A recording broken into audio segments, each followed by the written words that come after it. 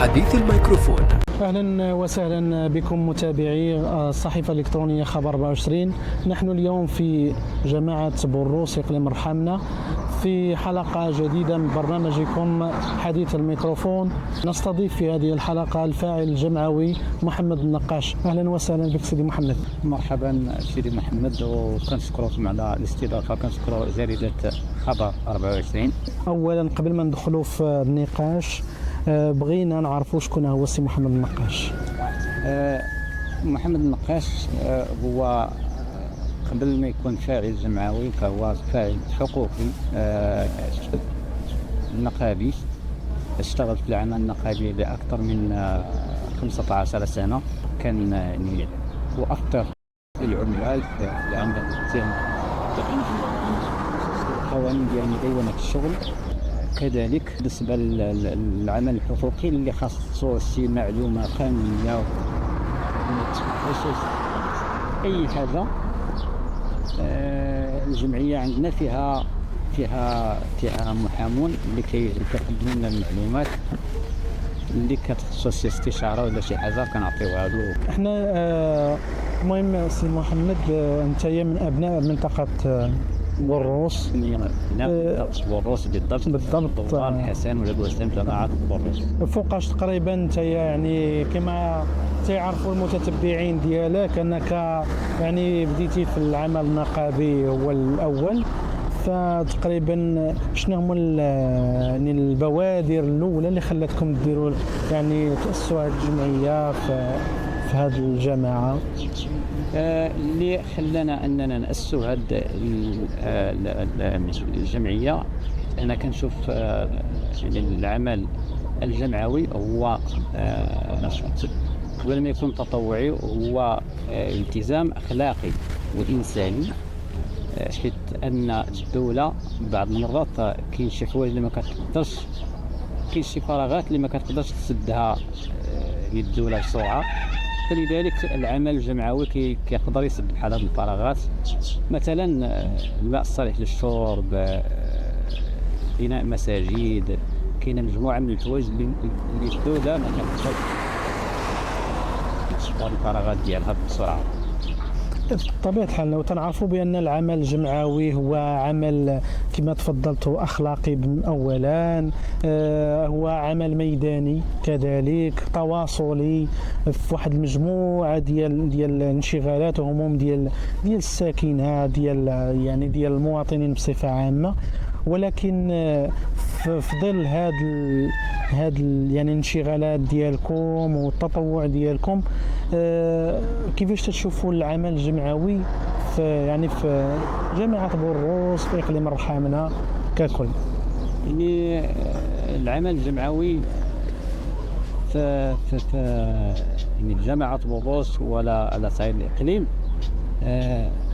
غالبا ما كنشوفوه أنه مناسباتي، فكنشوف أنه من الأفضل يعني أننا نخرج من هذا العمل المناسباتي إلى المؤسسات، أننا يعني نخدموا على شي حاجة اللي كتستمر ماشي تكون غير في مناسبات مثلا قفة أو شي حاجة اللي هي كتكون يعني في بلاصتها مع كيف تقول واحد مثلا علمي المفاضلة ملطوطيني السمكة تماما. فمن الأفضل أنني نقلب على فرص الشغل للشباب مستمرة. أما واحد القفة ديال رمضان أو مثلا عيد الأضحى ولا داك الشيء تيكون تكون مناسباتي ولا موسمي مثلا أو مناسبة. نعم. وفي ظل هذا الشيء يعني واش تلقاو عوائق يعني صعوبات في الاشتغال أو لا تكون يعني الأمور دائما ميسرة؟ يعني بكل صراحة العمل الجمعوي يحتاج إلى الصدق فقط والنزاهة لأن العمل الجمعوي يعتمد على الصدق ويعتمد على النزاهة والصراحة. كيف كنعرفوا أنه أغلب المبادرات ديال العمل الجمعوي كتكون عن طريق المحسنين، فلذلك انك تكون واحد الانسان صادق وواحد الانسان التي الانسان اللي يعني واحد عندك واحد المكتب ديال الجمعيه انه كيشتغل بصدق، فكون اكيد حتى شي حاجه راه ما كتقدر. نعم. وبالنسبة يعني بحكم عندكم هذه التجربة في العمل الجمعوي وكذلك الحقوقي، شنو هي ممكن تعطي رسالة للشباب وخاصة في هذا الظل ديال إلى حد ما تلقاو كاين هذا الكلام ديال فقدان الثقة مع المؤسسات في العمل الجمعوي، في العمل السياسي بصفة يعني الأساس هو أنه تلقاو بأن الشباب فقدوا الثقة في واحد المجموعة ديال الممارسات. بالنسبة للسؤال الرئيسي أنه أنا ما كرهتش الشباب أنه يعني يبداو كيدخلوا المنظمات يعني حزبية أو نقابية أو حقوقية، فأنهم يتأثروا باش حتى دابا كاين اللي كيفقد الثقة وما عرفتش حتى علاش. مثلا المجلس الجماعي على سبيل المثال كنلقاو أن التنمية ما كايناش شحال من حاجة، ولكن كتلقى شي واحد كينزل على واحد الجهة تيقول لك مثلا أن الرئيس ما دارش أو كذا، ولكن ما عارفش أن داك الشيء راه فيه تصويت، فيه كاينه مساطير وكاينه يعني كاين قوانين اللي تنظم العمل سواء في التدبير ولا التسيير ديال الجماعات او لا غيرها. راه كاين يعني الحمد لله الدوله يعني غاديه في يعني دوله كما تنقول الحق، دوله القانون والحقوق. تمام.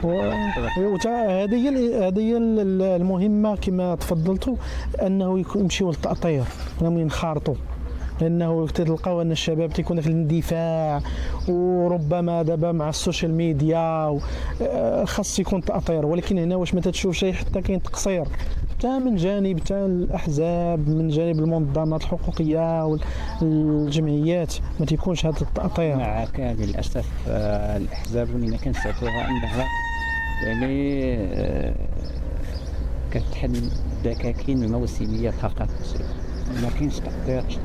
ما كنشوفش ان الاحزاب انها كتبقى دابا للاسف كتلقى واحد غادي كيفاش الانتخابات ما عندوش درايه بالقانون 113 14 شنو كاين شنو كاين يعني عرف الشيء يدير شنو ندير عليه شنو كاين اللي كتلقاه كيهضر على شي حاجه مثلا ما تقدرش الجامعه توفرها. وربما ماشي حتى الاختصاصات ديال الجماعه، مثلا تنعرفوا دابا كاين التراتبيه، كاين الجماعه وكاين المجلس الاقليمي، كاين الجهه، وكل مستوى من هذه المستويات عنده اختصاصات وعنده تماما. نعم. وهذا هو اللي يعني هذا هو اللي هي الرساله ان الشباب انهم خصهم يتطروا، وحتى الاحزاب اللي كنطلب من الاحزاب انهم الأحزاب السياسية أنها تكون أحزاب ماشي أحزاب تبان غير من يعني من الموسم للموسم، يعني الانتخابات اللي كيبان. هذا فيما يخص يعني الشباب، وكما تفضلت انهم خصهم يكونوا التأطير والمواكبة ديالهم والانخراط ديالهم كذلك في المؤسسات. ولكن عندنا واحد السؤال أخير بالنسبه للتنميه في اقليم الرحامنه، بحكم انكم تتواكبوا واحد المجموعه ديال يعني بحكم انكم في العمل الجمعوي، شنو هي الرؤيه ديالكم للتنميه في الاقليم؟ كيفاش تشوفوها؟ شنو يعني المقترحات ديالكم في هذا الباب؟ بكل صراحه هو العمل الجمعوي انا كنشوف انه ما باقيش خصو يعتمد على فقط على المحسنين. إذا بغينا نزيدوا بالتنمية للقدام أن يعني دعم الدولة واللي مؤسساتي باش أن العمل الجمعوي يسد الفراغات اللي ما تقدرش يكون من الدولة.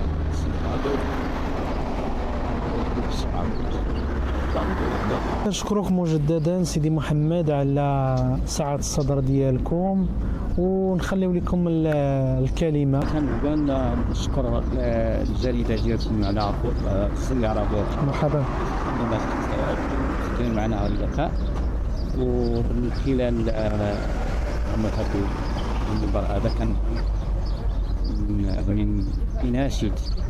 ناشد الأحزاب السياسية أنها تؤطر، لأن ما كاينش أطور، ما كاينش نشوفوا